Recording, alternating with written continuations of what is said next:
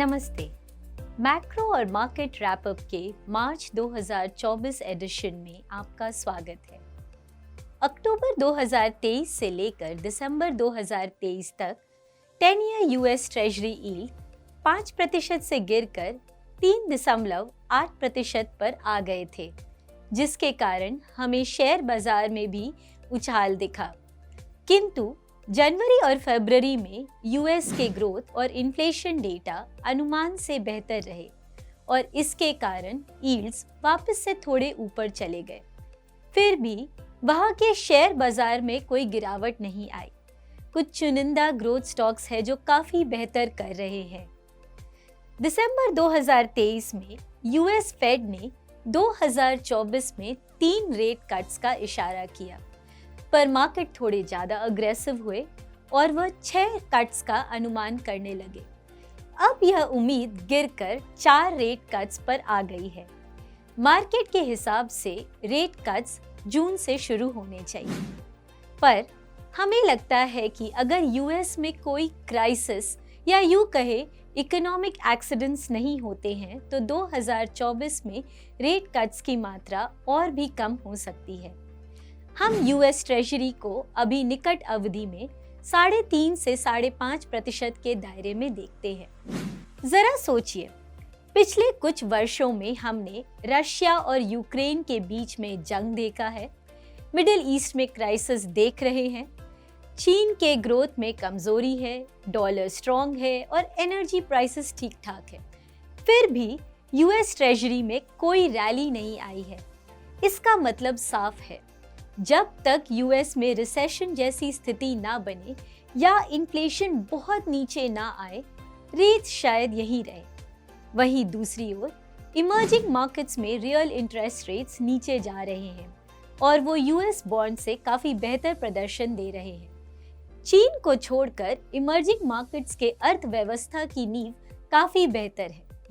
भारत में अगले कुछ महीनों में महंगाई 5% तक रह सकती है, पर जून जुलाई तक 4% पर भी जा सकती है।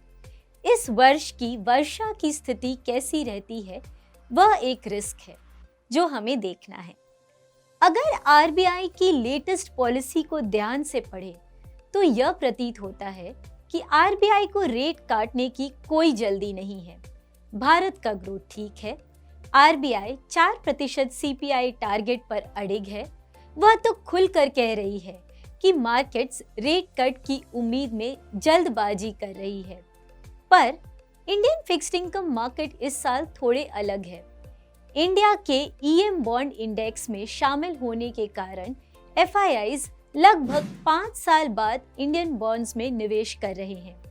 केंद्रीय सरकार बॉन्ड सप्लाई कम कर रही है और वहीं दूसरी ओर सोचिए, यूएस के बॉन्ड सप्लाई काफी ऊपर है और वहां यूएस फेड बॉन्ड्स नहीं खरीद रही और इमर्जिंग मार्केट्स जो भारी मात्रा में बॉन्ड्स खरीदते थे अब नहीं खरीद रहे। भारत की अर्थव्यवस्था अच्छी है। महंगाई, फिस्कल डेफिसिट या करंट अकाउंट डेफिसिट या रुपी पर एक सकारात्मक दृष्टिकोण है और डिमांड सप्लाई के डायनामिक्स भी अच्छे हैं। क्योंकि रेट हाइक अब खत्म हो चुके हैं, हम फिक्स्ड इनकम एसेट्स पर एक सकारात्मक सोच रखते हैं।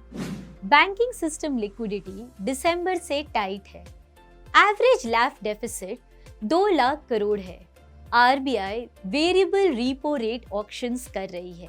नतीजन ओवरनाइट रेट्स रेपो रेट के लेवल पर ट्रेड कर रहे हैं। हमारा आंकलन है कि यह लिक्विडिटी प्रेशर्स मई महीने तक थोड़े कम हो जाने चाहिए। अब कुछ और विषयों पर आते हैं। आपने कई बार चाइना +1 के बारे में सुना होगा और यह भी सुना होगा कि कई बड़ी देश चाइना से इंपोर्ट कम कर रही है, पर हकीकत यह है कि यूएस और जापान के अलावा सभी देशों के इंपोर्ट्स चाइना से बढ़ रहे हैं। चाइना अब धीरे धीरे कंजम्पशन गुड्स से हटकर कैपिटल गुड्स एक्सपोर्ट करने लगी है। ऑटो, सोलर और कई और मशीनों के निर्यात चाइना से सस्ते दामों में हो रहे हैं। फिलहाल तो जर्मनी के स्लोडाउन की वजह से और यूएस के बदलते रुख के कारण इंडिया की एक्सपोर्ट्स और मैन्युफैक्चरिंग सेक्टर अच्छा कर रहे हैं, पर इस विषय पर नजर रखना जरूरी है। इजराइल और हमास उग्रवादी संगठन के बीच में चलते युद्ध के कारण वहां के रेड सी से एक्सपोर्ट्स शिप के आवागमन में दिक्कत आ रही है।